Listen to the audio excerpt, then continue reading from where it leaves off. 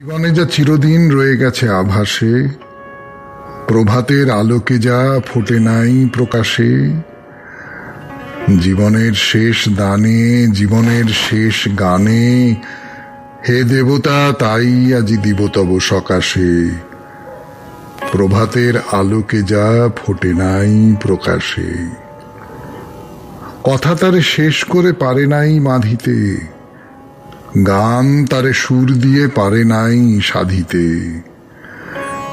কি নিভৃতে চুপে চুপে মোহন নবীন রূপে, নিখিল নয়ন হতে ঢাকা ছিল সখাসে, প্রভাতের আলোকে তো ফোটে নাই প্রকাশে।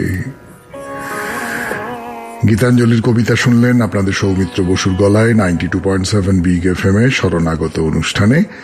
এইবার বিশুদ্ধ সিদ্ধান্ত মতে আজকের দিনটার কথা বলবো। আজকে শুক্রবার 21শে আশ্বিন 1428, ইংরেজির 8ই অক্টোবর 2021, তিথি আশ্বিন শুক্লপক্ষ দ্বিতীয়া, নক্ষত্র স্বাতী, সূর্যোদয়ের সময় ভোর 5:33 হয়ে 59 সেকেন্ড, সূর্য অস্ত যাবার সময় বিকেল 5:14 হয়ে 39 সেকেন্ড। আজকে জন্মে তুলা রাশি, শূদ্র বর্ণ, মতান্তরে ক্ষত্রিয় বর্ণ, দেবগণ। রাত্রি 6:59 গতে দেবাদিগণ। আজ শ্রী শ্রী শারদীয়া দুর্গা দেবীর দ্বিতীয়া বিহিত পূজা। আজ ভারতীয় বায়ু সেনা দিবস। আমাদের হোয়াটসঅ্যাপে চিঠি পাঠাবার নাম্বার 9831922927। চিঠির গোড়ায় অতি অবশ্যই SG লিখতে হবে। আর আমাদের ফেসবুক হলো শরণাগত সৌমিত্র, SHARANAGATA শরণাগত, SOUMITRA সৌমিত্র। আজ কিন্তু শুক্রবার, মনে আছে তো? তর্পণ আজকে সন্ধ্যের মধ্যে আপনাকে 92.7 বিগ FM এ শরণাগত দপ্তরে জমা দিতে হবে। তর্পণ মানে কেবলমাত্র আপনার পিতৃপুরুষের তর্পণ নয়। এই চারপাশে যা কিছু দেখছি, আকাশ বাতাস জল হাওয়া, মানুষ পশু পাখি, তারা কোনো না কোনোভাবে তো আমাদের লালন পালন করেছে। তাদের নিয়ে আপনার অভিজ্ঞতার কথা ছোট্ট করে 200 শব্দের মধ্যে। তর্পণ আজকে শুক্রবার সন্ধ্যের মধ্যে পৌঁছানো চাই, রবিবারের শরণাগতের জন্য। এবারে বলি আজকের অনুষ্ঠান সম্পর্কে। আজকের অনুষ্ঠানে প্রথমে তো পুরাণ চিরন্তন, সেখানে ওই 108 নীলপদ্মের গল্পটা শেষ করব এবং তারপরে দেবী দুর্গার কথা, উমার নাম, সেই উমা নামটা কোথা থেকে এলো, কিভাবে এলো, সেই সমস্ত নিয়ে আমরা খানিকটা অনুসন্ধান করব। তারপরে গীতার কথা। গীতার যে মূল কথাটা, যে সমস্ত কামনা বাসনা রহিত হয়ে জীবন অতিবাহিত করতে হবে, সেইটা নিয়ে আমাদের ভাবনা চিন্তার কথা আমরা বলবার চেষ্টা করব আপনাদের। তারপর তো আপনারা জানেন পশ্চিমবঙ্গের নানান জায়গায় ছড়িয়ে ছিটিয়ে আছে নানান কালী মন্দির। সেই সমস্ত কালী মন্দিরের কথা বলছি আপনাদের। আপনাদের চিঠিপত্রের উত্তর দেব এবং তারপর বাইরে দূরে, আমরা এখন আছি পুনেতে। তাহলে আপাতত চলে যাই আবার প্রথম দিকে, পুরাণ চিরন্তন শুরু করি 92.7 বিগ FM এ শরণাগত অনুষ্ঠানে। আমি আছি আপনাদের সঙ্গে, আপনাদের সৌমিত্র বসু। সৌমিত্র বসু শুরু করছে পুরাণ চিরন্তন 92.7 বিগ FM এ শরণাগত অনুষ্ঠানে। দেবী দুর্গা রামচন্দ্রকে পরীক্ষা করবার জন্য ওই 100টা নীলপদ্মের মধ্যে একটাকে সরিয়ে রেখেছিলেন। এবার যখন দেখা গেল রাম ওই নীলপদ্মের বদলে নিজের চোখ উপড়ে দেবীর পায়ে নিবেদন করতে রাজি, তখন তিনি মহিষাসুরমর্দিনী রূপে রামচন্দ্রকে দেখা দিলেন। রামচন্দ্র দেবীর পুজো করলেন, যে পুজোর মুখে এসে দাঁড়িয়েছি আমরা। তো এই হলো অকাল বোধনের কথা, সে তো শুনলেন। এবার দেবী দুর্গাকে নিয়ে 2-4টে কথা শোনাই আপনাদের। এ কথা তো বলে দিতে হবে না যে আমরা যে দেবীকে পূজা করি তিনি আমাদের ঘরের মেয়ে, হিমালয়ের কন্যা পার্বতী। পার্বতী কথাটার মানে না হয় বোঝা গেল পর্বতের মেয়ে পার্বতী, এর আর একটা মানেও আছে, সেই মানের কথাটা হয় পরে আসবো। কিন্তু উমা, উমা কথাটার মানে কি? এই যে শরণাগত অনুষ্ঠানে যেসব গান শুনছেন তার মধ্যে উমা আমার ঘরে নাই, উমা এই নামটা তো বারবার চলে আসে, কিন্তু মানে কি? মানে বলা খুব শক্ত। আসলে উমা নামের নানান রকম সব ব্যাখ্যা আছে। কি ব্যাখ্যা বলবার জন্য আপনাদের সৌমিত্র বসু ফিরে আসছে 92.7 বিগ এফএম এ শরণাগত অনুষ্ঠানে পুরাণ চিরন্তন।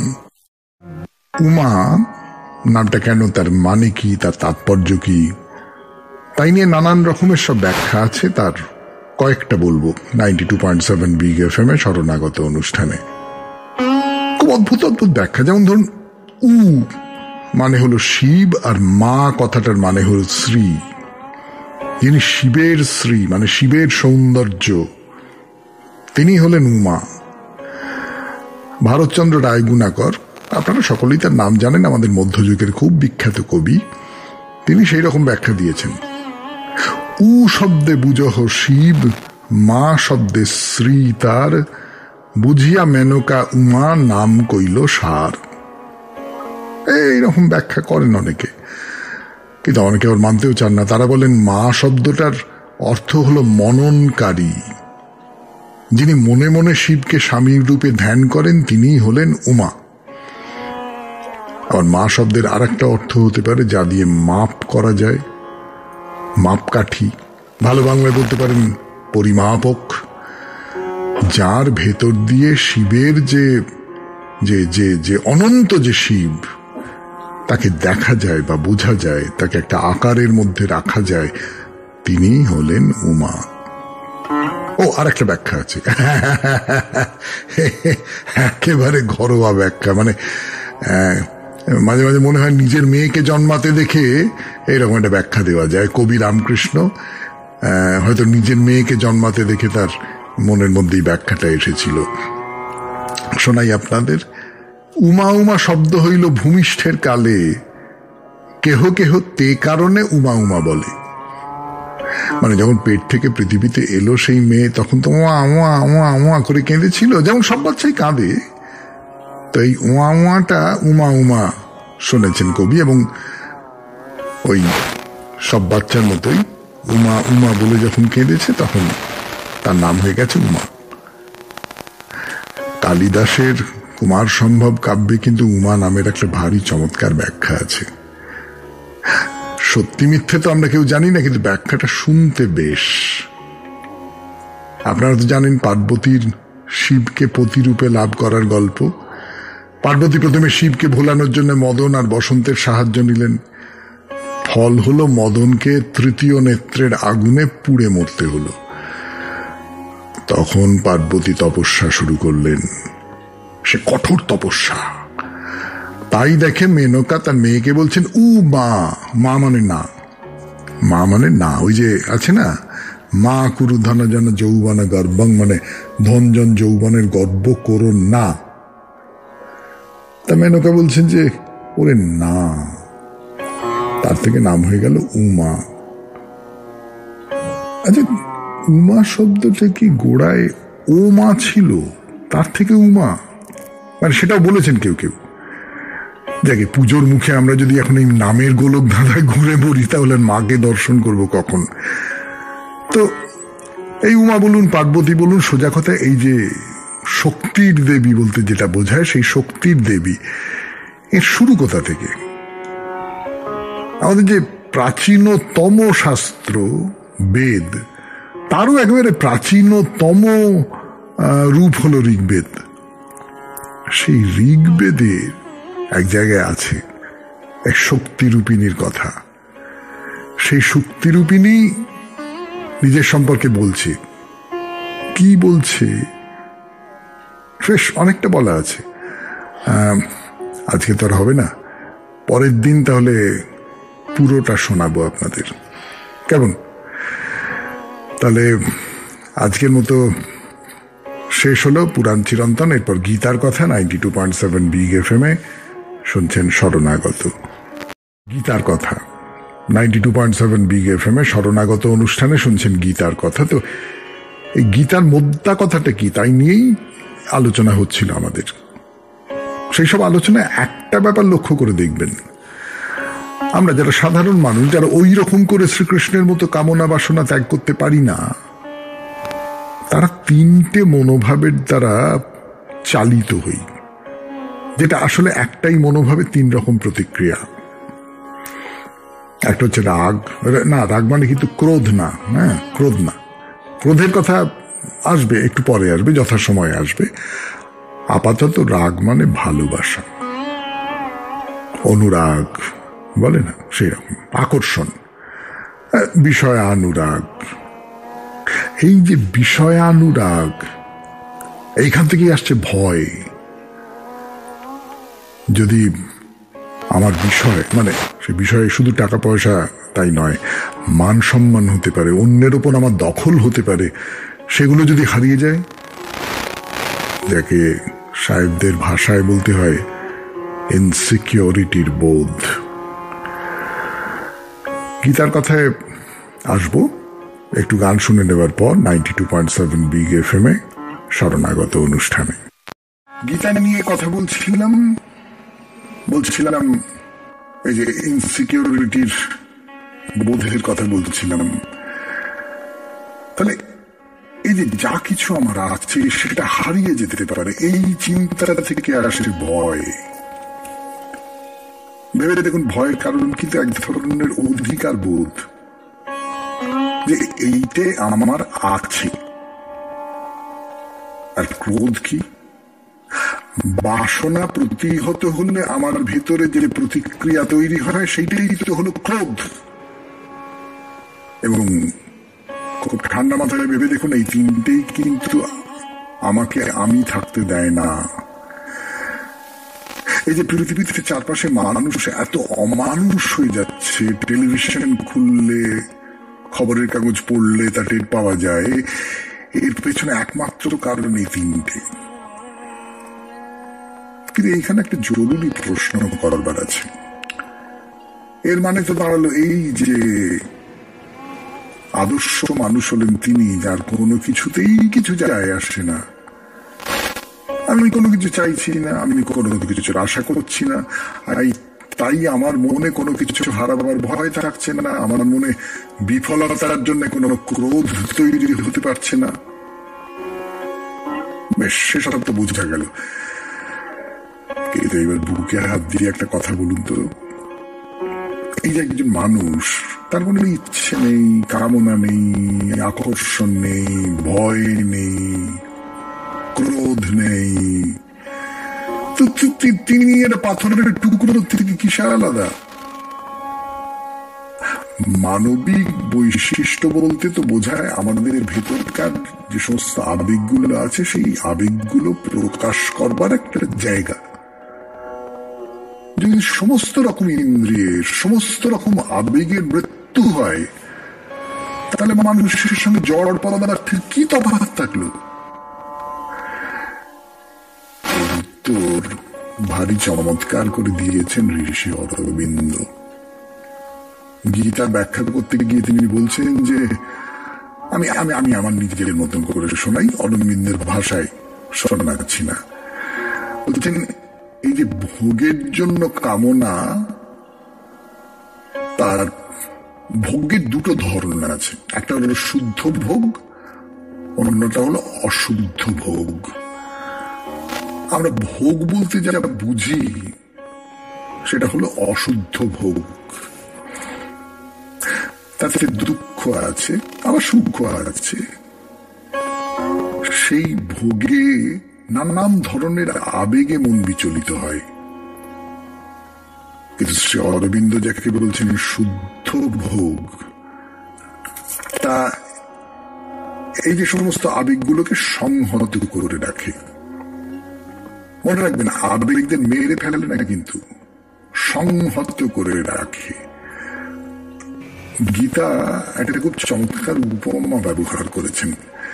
বলছেন যে কচ্ছপ যেমন সব হাত পা গুটিয়ে রেখে দিতে পারে, তেমনি যিনি রূপ রসাদি ইন্দ্রিয়ের বিষয় থেকে ইন্দ্রিয়গুলোকে সংহত করে নিতে পারেন তিনি স্থির প্রজ্ঞ। তার মানে দেখুন, ইন্দ্রিয় এগুলোকে মেরে ফেলার কথা বলা হচ্ছে না, তাদের আমরা নিয়ন্ত্রণ করার কথা বলছি। আপনি প্রশ্ন তুললেন, ইন্দ্রিয় সংযম তো আমরা নানান কারণে করে থাকি। পেটের অসুখ করলো তাই খাওয়া কমিয়ে দিলাম, লোকে নিন্দে করছে তাই ইন্দ্রিয় সংযম করলাম। সেসব কি সত্যি সত্যি ইন্দ্রিয় সংযম? গীতার আলোচনা শেষ হলো 92.7 বিগ এফএম এ শরণাগত অনুষ্ঠানে। এরপর কালী মন্দিরের দিকে যাব আমরা। তার আগে একটা কথা মনে করিয়ে দিই, আজকে তো শুক্রবার, মানে আজকে শেষ দিন। আগামী রবিবারে আপনাদের চিঠির বিষয় হচ্ছে তর্পণ। সেই তর্পণটা গঙ্গার জলে নেমে তর্পণ হতে পারে, অন্য কোনো জলে নেমে তর্পণ হতে পারে। আর আমার পূর্বপুরুষ, পিতৃপুরুষ, তাদের মধ্যে কেবলমাত্র আমার রক্তের বন্ধনে যারা আবদ্ধ তারাই আছেন এমনটা নয়, তার বাইরেও অনেকে আছেন। তাদের সম্পর্কে তারা কেন আপনার জীবনে খুব মূল্যবান, সেই সম্পর্কে এক শব্দের মধ্যে একটা লেখা। আজ বিকেল সন্ধ্যের মধ্যে আমাদের দপ্তরে চলে আসা চাই। তাহলে আজকের মতো শেষ করলাম গীতার আলোচনা। এরপর মা কালীর নানান মন্দির নিয়ে কথা হচ্ছে আমাদের 92.7 বিগ এফএম এ শরণাগত অনুষ্ঠানে। গানের পর কালী মন্দিরের কথা 92.7 বিগ এফএম এ শরণাগত অনুষ্ঠানে। আপনাদের আগের দিন বলছিলাম জিরাটের কালিয়াগড় গ্রামের সিদ্ধেশ্বরী মন্দিরের ইতিহাস। এর মধ্যে খানিকটা বলা হয়েছে।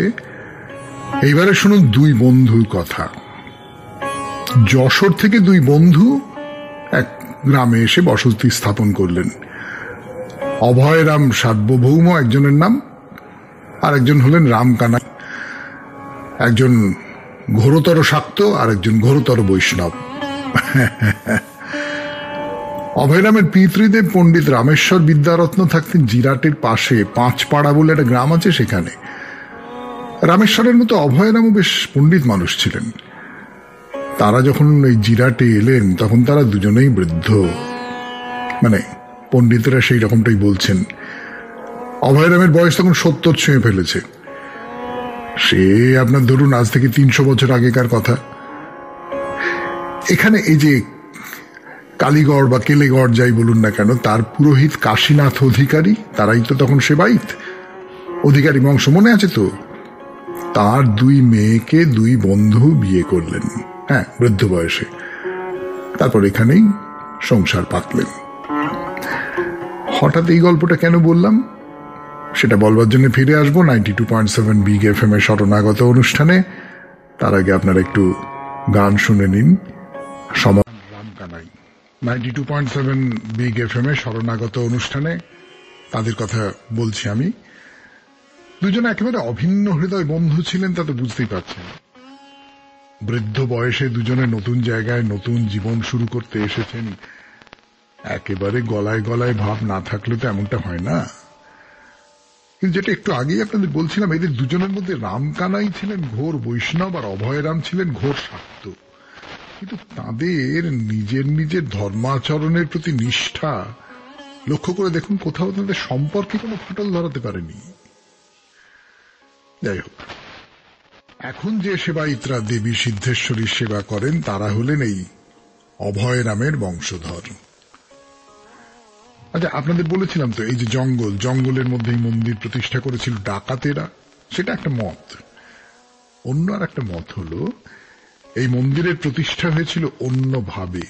হ্যাঁ, পরবর্তীকালে ডাকাতেরা এই মন্দির ব্যবহার করতে হয়তো দখল করেও নিয়েছিল, তো মন্দির প্রতিষ্ঠার সেই অন্য যে গল্পটা সেইটা শোনাই আপনাদের।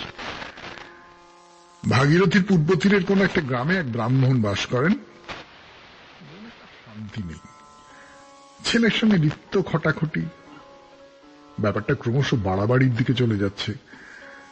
তো ব্রাহ্মণ ঠিক করলেন এই জীবন রাখার আর কোনো মানে হয় না, আমি গঙ্গার জলে ঝাঁপ দিয়ে জীবন জুড়ব। সেই মতো বাড়ির পাশেই গঙ্গা, কিন্তু সাঁতার জানতেন তো, আর সাঁতার যারা জানেন তাদের পক্ষে তো জলে ডুবে আত্মঘাতী হওয়া একেবারে অসম্ভব। আপনার প্রবৃত্তি আপনাকে ভাসিয়ে রেখে দেবে। হ্যাঁ, বাঁচলেন, কিন্তু ভাগীরথীতে তখন সেই স্রোত তাকে টানতে টানতে টানতে টানতে যে কোথায় নিয়ে এসেছে তা তিনি বুঝতেও পারলেন না। যখন জ্ঞান ফিরল তখন দেখলেন নদীর ধারে ভিজে মাটিতে শুয়ে আছেন, চারপাশে ঘোর জঙ্গল। কোনো মতে নদীর ধার থেকে উঠে এলেন, টলতে টলতে খানিক দূর গিয়ে একটা বেলগাছের তলায় ধপ করে বসে পড়লেন। তারপর আবার কখন ঘুম এসে তার সমস্ত চেতনা কেড়ে নিয়ে গেছে তা তিনি টেরও পেলেন না। হঠাৎ চারপাশে শাঁখের শব্দ, কাঁসর ঘণ্টার শব্দ। ব্রাহ্মণ ধর্মর করে উঠে বসলেন। এ কি? অরণ্য আলোয় আলো করে তার সামনে দাঁড়িয়ে আছেন দেবী কালিকা। যেখানে তুই ভেসে এসেছিস সে স্থান অতি পবিত্র। এই অরণ্য হলো আমার লীলাভূমি। তুই এইখানে মন্দির প্রতিষ্ঠা করে আমার পুজো কর। ব্রাহ্মণ কিছু বুঝতে পারছেন না, আবার ঘুম এসে তাকে গ্রাস করে নিল। যখন জাগলেন তখন অনেকটা বেলা হয়েছে, খুব খিদে পেয়েছে। ওই মনের ফলমূল দিয়ে পুণ্যবৃত্তি করলেন, আবার ঘুমিয়ে পড়লেন। ঘুমের মধ্যে আবার দেখলেন সেই স্বপ্ন। এ পর্যন্তই থাক। এরপরে আপনাদের চিঠিপত্র পড়ি 92.7 বিগ এফএম এর শরণাগত অনুষ্ঠানে। আমি আপনাদের সৌমিত্র বসু। বিগ এফএম এর শরণাগত অনুষ্ঠানে আজকের প্রথম চিঠি। ছোটবেলায় আমাদের পুজোর আমেজটা শুরু হলো বিশ্বকর্মা পুজোর দিন ঘুড়ি ওড়ানো থেকে। তারপরেই বাবার সঙ্গে জামা প্যান্টের কাপড় কিনতে যাওয়া।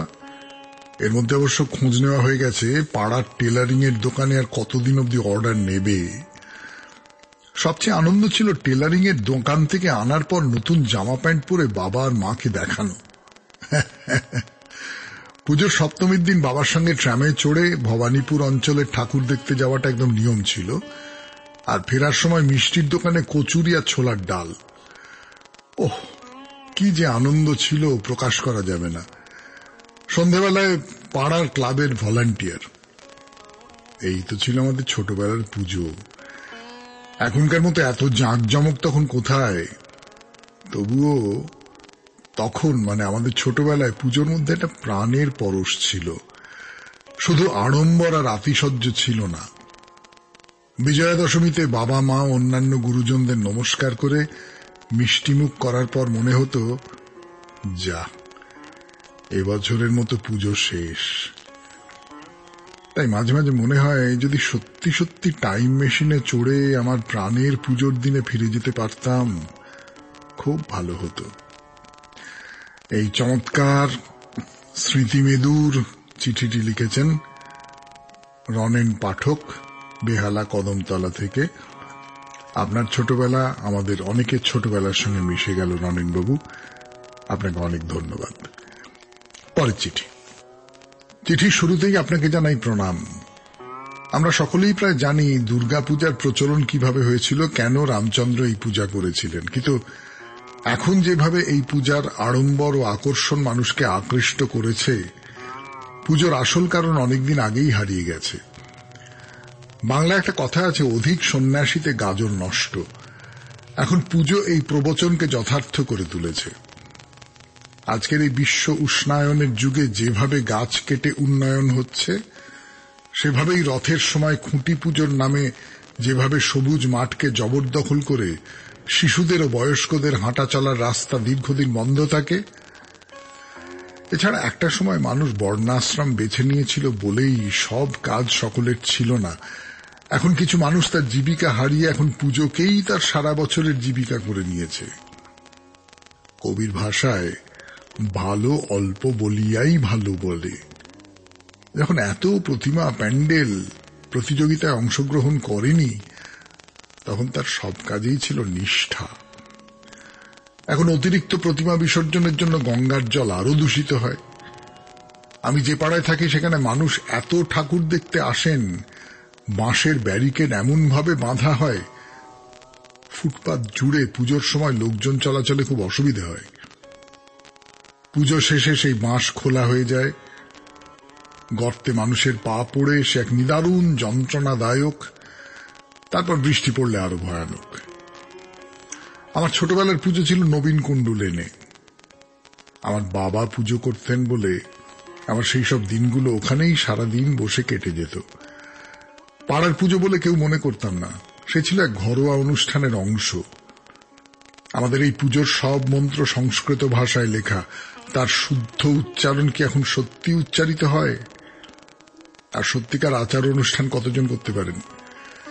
এখন মানুষ যদি পুজো করতে চায়, আমার মনে হয় গাছকে পুজো করুক। গাছ না কাটতে দেওয়ার জন্য চিপকো আন্দোলন হয়েছিল। প্রকৃতি প্রেমীদের সাথে আমার আবেদন, পরিবেশ ও প্রকৃতিকে নিয়ে আগে ভাবতে হবে। সবাইকে শারদীয়ার প্রণাম জানিয়ে চিঠি শেষ করলাম। শ্রাবণী ভট্টাচার্য, বড়বাজার, কলকাতা। আপনি খুব চমৎকার দিকে একটা নির্দেশ করেছেন, খুবই জরুরি নির্দেশ সেটা। চিঠিটা কিঞ্চিত বড় হয়ে গেছে, কিন্তু চিঠিতে অনেক গুরুত্বপূর্ণ কথা আছে বলে সেটা ছোট করা গেল না। তাহলে এই শেষ হলো আজকের চিঠিপত্রের উত্তর। এরপর বাইরে দূরে 92.7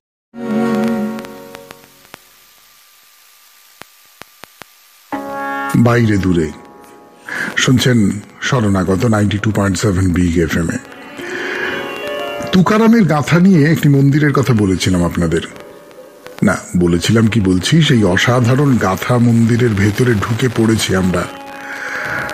সদর তোরণ দিয়ে ভেতরে ঢুকে বিশাল একটা হলঘর, তার শেষে উঁচু বেদির ওপরে বসে আছেন তুকারাম মহারাজ। না, এর আগে মন্দিরে তুকারাম বা তার স্ত্রী জিজাবাইয়ের যে মূর্তি দেখেছি তার মতো নয়, একেবারেই বাস্তবতা সম্মত যাকে বলে সেই রকম মূর্তি। এটা ধরেই নেওয়া যায় যে কবি তুকারামকে এইরকমই দেখতে ছিল।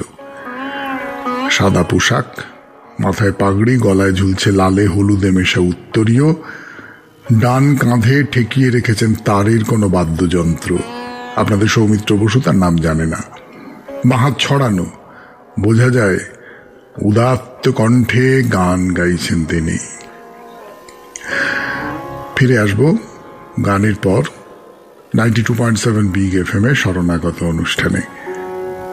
বলছিলাম আপনাদের গান গাইছেন তুকারাম, যে গান তাকে সমাজ সংসার সবকিছু ভুলিয়ে দিত, যে গান শুনে তার পায়ে প্রণত হয়েছিলেন স্বয়ং ছত্রপতি শিবজি, যাকে সাহেবদের উচ্চারণে আমরা শিবাজি বলে থাকি। আরে শিবা মানে তো শেয়াল, সে কথাটাও মনে রাখি না। যাই হোক, 92.7 বিগ এফএম এর শরণাগত অনুষ্ঠানে সেই মন্দিরের কথা শোনাচ্ছি আপনাদের। তুকারামের সামনে গেরুয়া কাপড়ে মোড়া একটা চৌকি। কবি, এবং সে কবি যদি মরমী গায়ক হন, তার মূর্তি তো এমনই হওয়ার কথা, কি বলেন? কিন্তু এ তো মন্দিরের খুব সামান্য একটা অংশ। পুরো মন্দিরটা অনেক বড়। আপনি যদি ইচ্ছে করেন, এক কোণে এই পুরো মন্দিরের মডেলটা সাজানো রয়েছে একেবারে হুবহু, সেইটা দেখে ঠিক করে নিতে পারেন কোন দিকে যাবেন। এখন একতলায় তো দেখার বিষয় এই সন্ত তুকারামের মূর্তি। এবার চলুন দোতলায় যাই। দোতলায় উঠে আপনার চোখ ধাঁধিয়ে যাবে।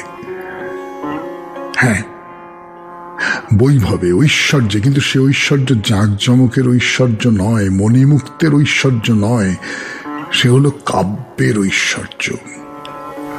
পুরো দোতলাটা জুড়ে দেওয়ালের গায়ে সাদার উপরে কালো দিয়ে ছাপা রয়েছে তুকারামের অভঙ্গগুলি। 4000 অভঙ্গ, মানে ছোট ছোট গান। কিন্তু সংখ্যাটা ভাবতে পারছেন? 4000।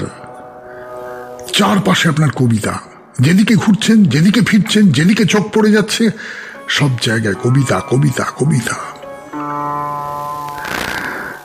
সে ঘর থেকে বেরিয়ে এলেন একটা খোলা জায়গা, দোতলার উপরে, খানিকটা ছাদের মতো বলতে পারি। সেই ছাদের চারপাশে ছড়িয়ে ছিটিয়ে আছে বেশ কয়েকটা গম্বুজ, ছাই রঙের। রোদ বা বৃষ্টির থেকে বাঁচবার উপায় হিসেবে তাদের ব্যবহার করা যায়, কিন্তু যেহেতু প্রয়োজনের কথা ভেবে চালা তুলে দেওয়া নয়, মন্দিরের যে মূল অলঙ্করণ তার সঙ্গে তাল মিলিয়েই করা হয়েছে এদের, তাই নিচে গিয়ে দাঁড়ালে নিজেকে কেমন সেই যুগের মানুষ বলে মনে হতে থাকে। পাশেই ইন্দ্রায়ণী নদী, নদীর জলে অনন্ত আকাশের ছায়া পড়েছে, ওপারের যে বন জঙ্গল গাছপালা তার ছায়া পড়েছে নদীর জালে। এই দিক থেকে দেখলে নদীটাকে আর খুব নোংরা বলে মনে হয় না, যেটা প্রথম দেখে মনে হয়েছিল। বেশ ভালো লাগে। আমরা একজনের মন্দির দর্শন করলাম, তিনি দেবতা নন, তিনি মানুষ। মানুষ, সেই মানুষের যে মহৎ কীর্তি, সেই কীর্তির মুখোমুখি হয়ে এইবার চলুন ফিরে যাই। পরের দিন বাইরে দূরেতে আবার নতুন এক মন্দিরের কথা। শেষ করলাম আজকে শরণাগত 92.7 বিগ FM-এ। আমি আপনাদের সৌমিত্র বসু। এবার বলি আমাদের হোয়াটসঅ্যাপে চিঠি পাঠাবার নাম্বার 9831922927। চিঠির গোড়ায় অতি অবশ্যই SG মানে শরণাগত লিখতে হবে। আর আমাদের যে ফেসবুকটি আছে তার নাম শরণাগত সৌমিত্র, SHARANAGATA শরণাগত, SOUMITRA সৌমিত্র। রবিবারের শরণাগত